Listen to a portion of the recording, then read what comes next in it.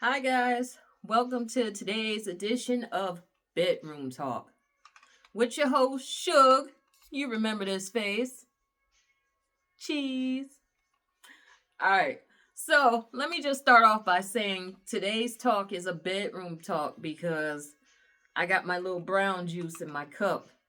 And I didn't want the dookie particles and the piss particles from the bathroom getting into my liquor. All right.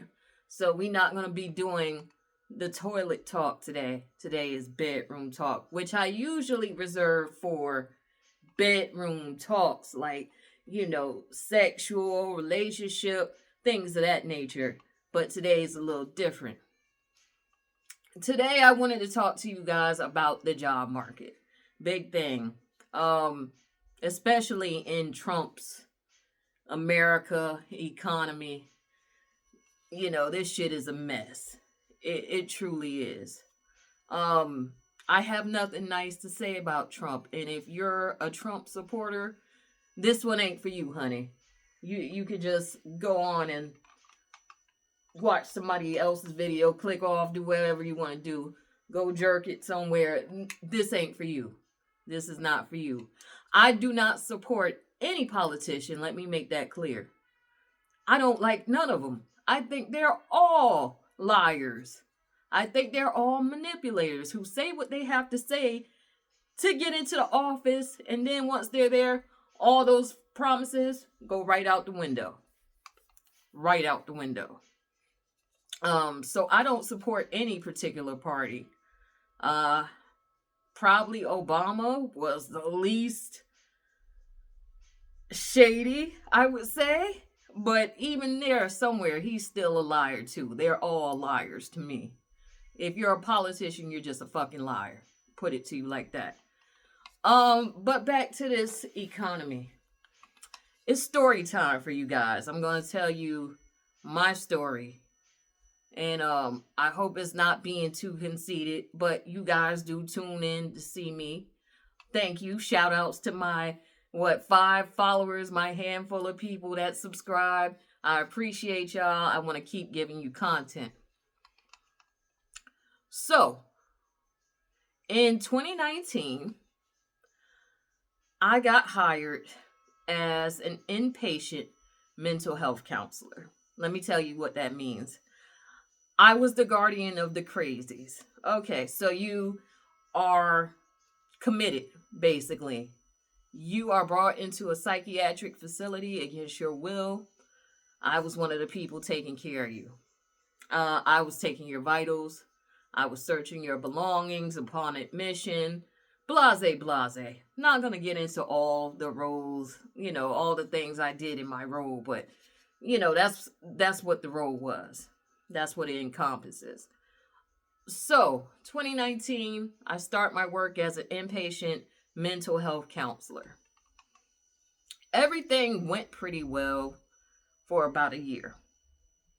I'm not going to go into details about what happened after that year to change my whole perspective on the job, but the job became unbearable. I hated that job. I hated it. But it paid the bills. We all have had a job, that we just have to use to pay the bills. We go there. And part of the problem was not the actual patients. People come in and they're sick, they're psychotic. We know that this is a thing. This is what I signed up to do. No problem. Sorry, y'all, I'm getting a good sip of this. Yeah. So people come in and they're at their worst. And I love being able to help people when they're down and out. When they're at their lowest, I love to be a, smiling face, a shoulder to cry on, whatever. Cool. My biggest issues were mostly with my coworkers. I had great coworkers. The people that I worked on the floor with were awesome.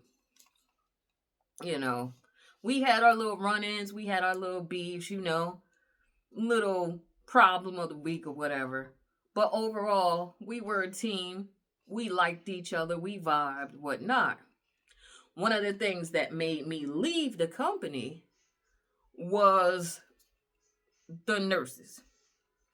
Not all the nurses. So if you're watching this and you were a good nurse, I'm not talking to you. This is not directed towards you.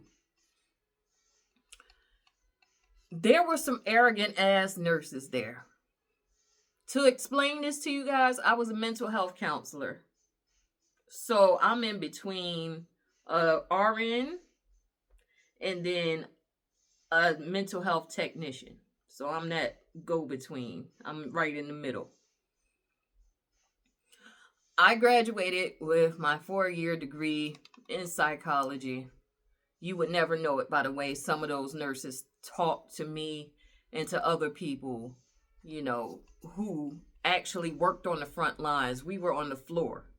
Nurses back there in the booth. Glass booth protected from all the patient conflicts. You got to step out every so often if there's, like a psych emergency or whatever, you might have to medicate a patient. Other than that, I saw a lot of people just on their phones giggling, talking shit about people. Definitely some people that were on the floor, which was my position. I was working directly with the patients. That shit got real old real quick. It really did. To know that you sat up there and you got a 4-year degree. Here's somebody with an associate's. Not to put down associates, because apparently in nursing they are gold. You got an associate degree in nursing, you making money.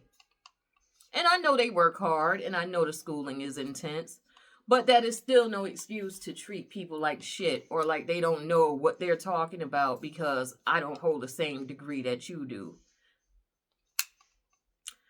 That got real tiresome, like I said, real quick. There was a discrepancy in between, like, the pay rate as well. So RNs were getting, of course, RNs make money out the ass.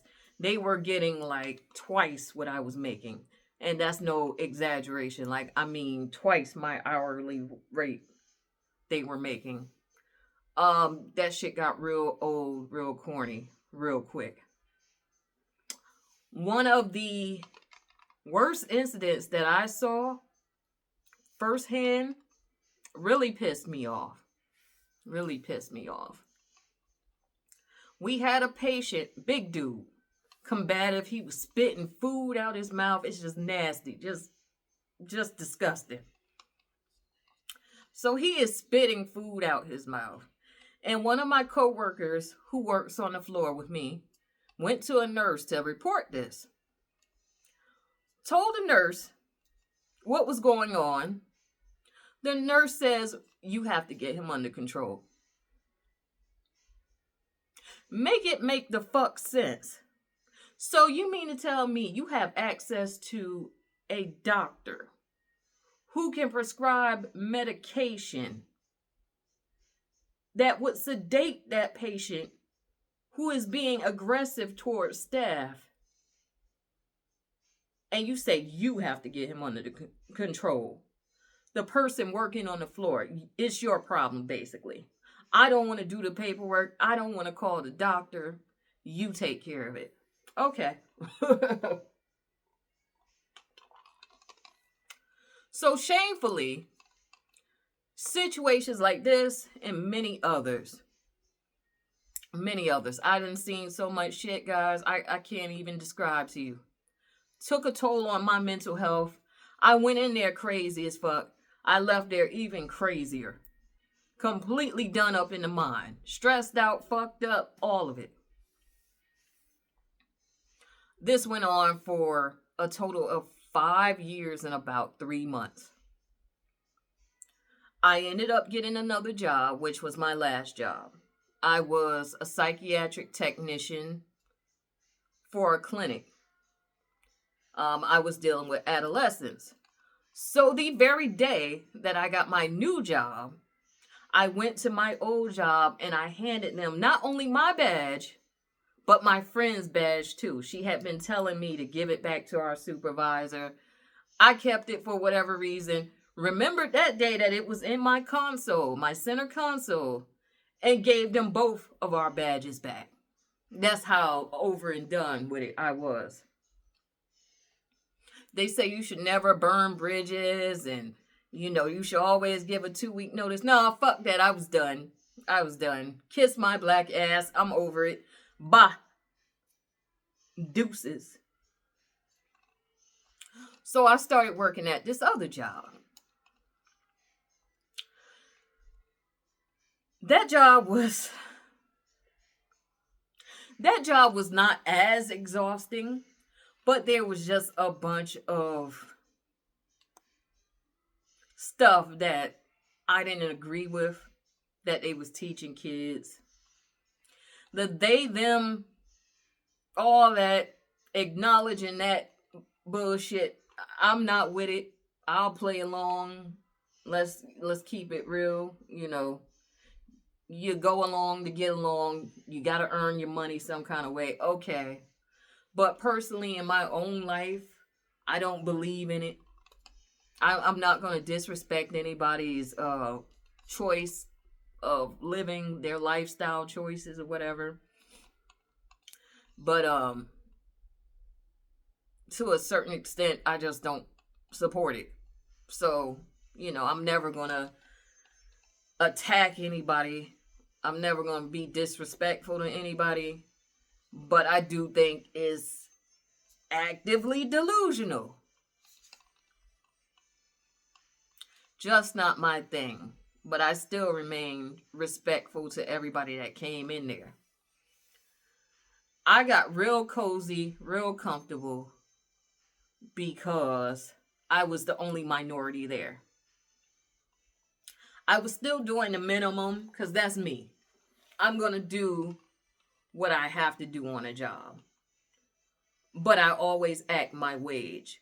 I'm not going above and beyond the call of duty. If you want me to go above and beyond, honey, give me above and beyond money. That's what that's about. If you tell me these are your job duties, this is what you have to do, that's exactly what you're going to get from me. Not a penny more. So, I ended up doing this job. Blase, blase. Oh, I'm the only minority here. They're not going to fire me.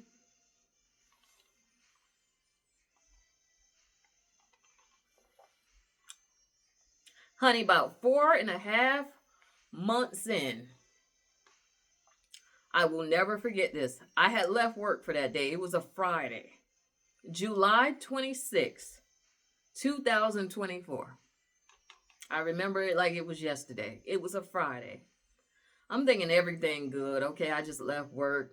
Left work around 4 o'clock.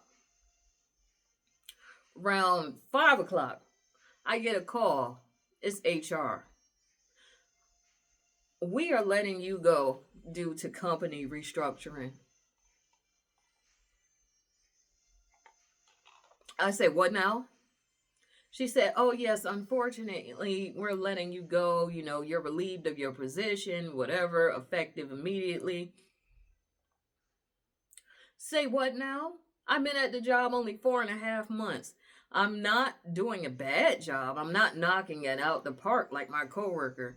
My coworker, I told her she was SpongeBob. I'm Squidward. I come there, I do what I gotta do, and I go home. She's the one kissing ass, everything. I'm not doing all that. I'm not. So, they tell me, yeah, you're let go effective immediately. You're laid off. We're laying you off. I went into full meltdown mode. Not because I liked the job or I enjoyed the job or whatever. Because I had bills to pay. So I'm thinking I'm getting fired.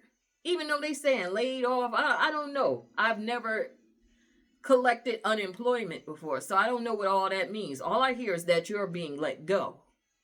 So automatically my mind goes into, oh my God, I gotta pay bills. How am I gonna do this? And I got a car note. And, oh my God. So I'm freaking out, and I end up calling my friend. And my friend is like, hold up. Whoa, whoa, whoa, whoa. Stop, slow down.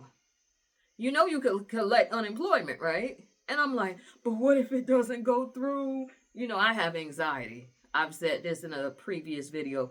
I have an anxiety disorder, so I'm automatically thinking the worst. What if I can't get it? What if they try to block it? What if, how am I gonna pay my bills? And she's like, relax. It was due to no fault of your own. They're sending you out a letter. You just take that to unemployment and you can collect. Well, that is exactly what I did. So as soon as I got that letter, I filed for unemployment. Unemployment came through. Happy as hell. Now I got about 6 months where I don't have to go to work and I'm getting paid. It ain't making me rich. But then again, you know, I can pay my bills, you know, until something else comes along. I'm happy at this point. So for the first 3 months, I'd say, yeah, about 3 months, I'm happy. I'm chilling, I'm relaxing.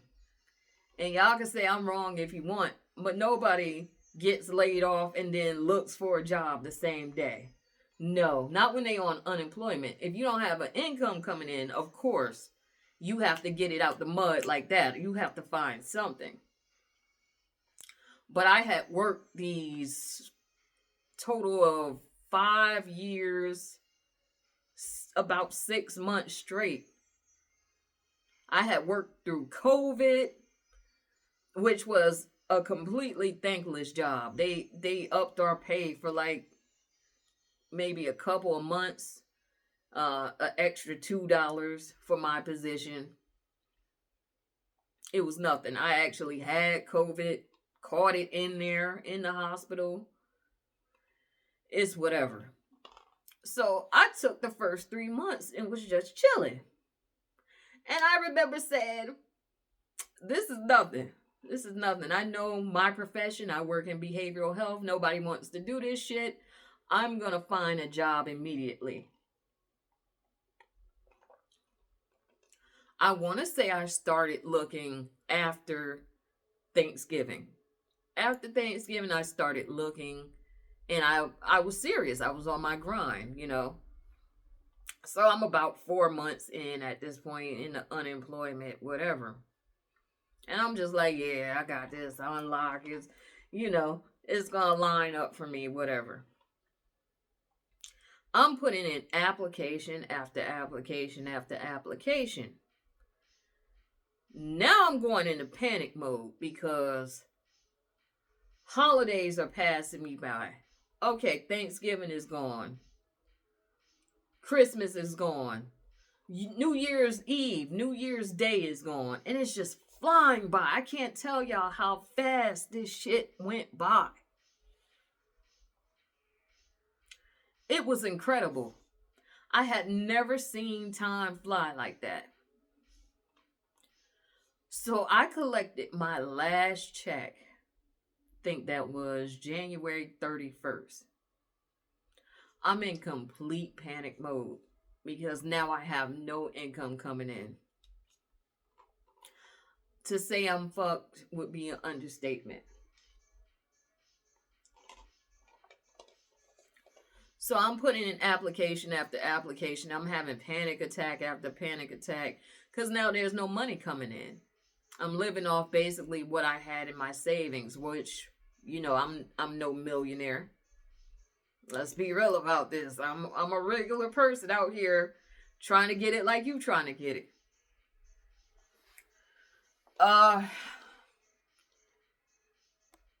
It has been terrible. It has been an ordeal. If there's any piece of advice that I could give you guys, because just full disclosure, I'm still not working. I have stuff on the horizon. Thank you. I'm so thankful for that I have something kind of sort of lined up. But I will tell you, it's brutal out here. It is brutal. You don't want no smoke, man. This is the first time in history where I would tell you, if you can stay on a job, stay on that job. Not if they're treating you bad. Not if they're being disrespectful. Not if you're about to throw up every day when you think about going in. That's different from that usual, I gotta get out of bed. I gotta, that exhaustion, like, okay, I gotta go to work. Blah, this sucks. That's completely different. When you're having anxiety attacks and you feeling sick to your stomach and, you just can't fathom another day on this job. It's fucking with you mentally. By all means, please quit that job for your mental health. Nothing is more important than your mental, emotional, physical health, your health in general. If it's ever to that level, quit that job. I'm so dead ass. You will find something. I know I just said, hey, it's hard as fuck out here. I'm on my grind, it took a long, long time for me to find something decent. But your health outweighs every other thing. Your finances, all of this stuff. Other people's disappointments in you. If it's that bad, quit. Quit. Besides that, what this economy has taught me is that nobody is safe. Big one. Guys, please hear me. Do not put all your eggs in one basket. Nobody is safe out here. Nobody. The one good thing I will say about this administration is that it is the great equalizer. People who laughed at other people and said, well, that can never be me. I'm never going to go broke. A lot of these MAGA supporters, you see they have regrets. Those federal jobs, those government jobs, vamoose. Gone, nigga. Gone. And while it's not cool to laugh at anybody's pain and struggle, ha. Let's be real. Because they were laughing at ours. I mean, it is what it is. There was a lot of people, not even so much in government positions, that were just sitting back and laughing at people. Well, I'm getting it. Why can't you get it? Why can't you pick up another job?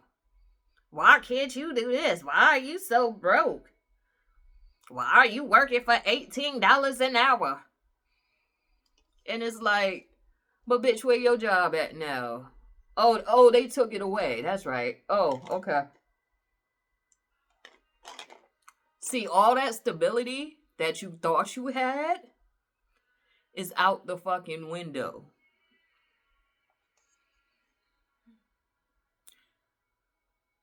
I need the 99% to realize who the true enemy is. Your true enemy is not the person receiving food stamps. Your true enemy is not the person receiving public housing. Your true enemy is not the immigrant working in the fucking fields picking fruits and stuff. Or doing construction or whatever. Your true enemy is motherfuckers in that White House like Elon Musk and goddamn Trump sitting up there on their rich asses shitting on us, the 99%. And if we would just band together and unite as one people and stop fighting amongst ourselves, we could take this country back. But see, nobody's gonna do that. Nobody's gonna do that shit. Because they believe that the 1% is more powerful than the 99, which, again, make it make sense. 99% of people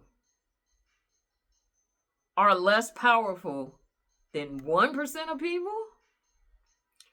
I get it. They got the money. Cool. But we got the force. Our numbers don't lie. I wanted to support this whole Target ban thing. We're boycotting Target, whatever. But a part of me says, what's the point? What is the point?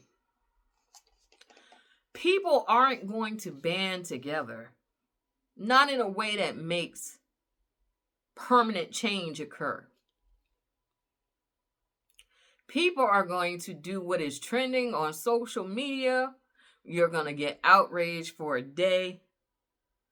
And then it's going to be right back to the same old shit.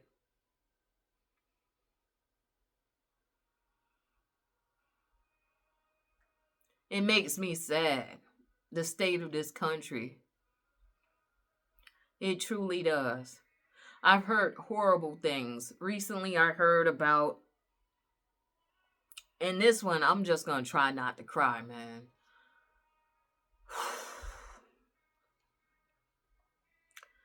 I heard about them deporting a 10-year-old girl who was going through cancer treatments.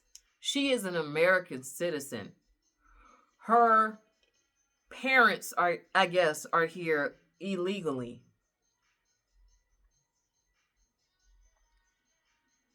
What's the point of that? What are you getting from that shit? If somebody commits a violent crime, okay, cool. Bet. But that kid suffering with cancer, you're deporting that kid. For what? What the fuck is the purpose of that?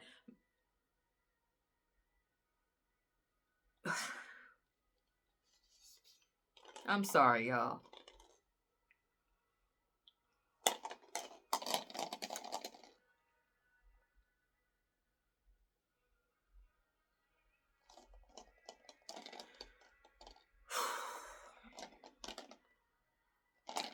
I guess to bring it on home, what I'm trying to say is the job market is doo-doo. It is. Do what you gotta do out here. I don't judge anybody anymore. I don't judge you if you selling ass. I don't judge you if you're selling narcotics. If you're a street pharmacist, I'm not judging you for that. I'm not judging you for any way that you have to get it out the mud out here. Because shit is real. Bills keep coming, whether we want them to or not. It's hard out here, man. And I'm just now starting to pick up the pieces, kind of get myself back together. This was an eye-opener. Never think that you're better than anybody. Because your little life you live, your little perfect white picket fence, chicken shit life that you live with your little poodle and your fancy car and all your bills paid, no debt, it could be gone just like that, honey. Never think that you're better than anybody out here. I done seen the mightiest fall. Rest on that. That's a word.